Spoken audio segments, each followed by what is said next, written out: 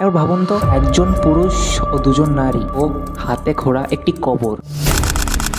1991 সাল, আমেরিকার উঠাও 22 বছর বয়সী এক ছেলে, যার নাম হচ্ছে ব্রায়ান রাফ। সে কাজ করত একটি নির্জন খনির নাইট সিকিউরিটি গার্ড হিসেবে। চারপাশে শুধু অন্ধকার পাহাড়, ঠান্ডা বাতাস আর একটি ছোট্ট সিকিউরিটি ক্যাবিন। প্রতিদিনের মতো ব্রায়ান নিজের কেবিনে নিজের কাজ করছিল। সবকিছু নর্মাল ছিল, কিন্তু এক গভীর রাতে হঠাৎ করে ব্রায়ান কেবিন থেকে উধাও হয়ে যায়।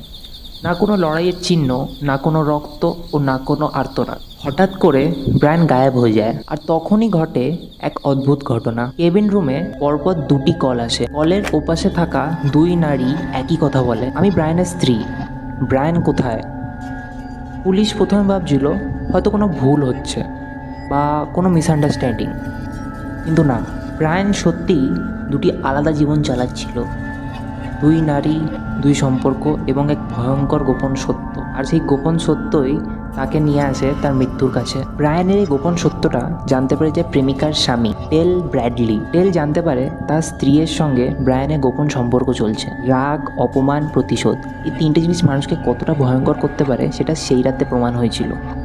টেল ব্রায়ানকে তার কেবিন রুম থেকে কিডন্যাপ করে 50 মাইল দূরে একটি বরফে ঢাকা মরুভূমিতে নিয়ে যায়। একবার দৃশ্যটা কল্পনা করুন, চারপাশে অন্ধকার আর হাড় কাঁপানো ঠান্ডা, আর আপনার মাথার সামনে তাক করা বন্দুক।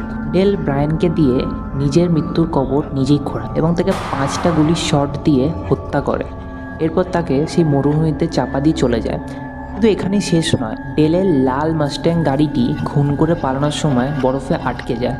তো সে এক বন্ধুকে ডেকে সে গাড়িটি উদ্ধার করে এবং পরে পুলিশকে এই বলে, মানে অ্যালবি দেয় যে সে তো অন্য জায়গায় ছিল, তার গাড়ি তো অন্য জায়গায় বরফে আটকে ছিল। আর অবাক করা বিষয় হলো, পুলিশও ঘটনাটিকে মেনে নেয় এবং তাকে ছেড়ে দেয়। এরপর কেটে যায় 14টা বছর, কেসও ক্লোজ হয়ে যায়। কিন্তু ঠিক 14 বছর পর এক কোল্ড কেস ডিটেকটিভ ব্রায়ানের জুতোর নিচে এক লাল রং দেখতে পায়।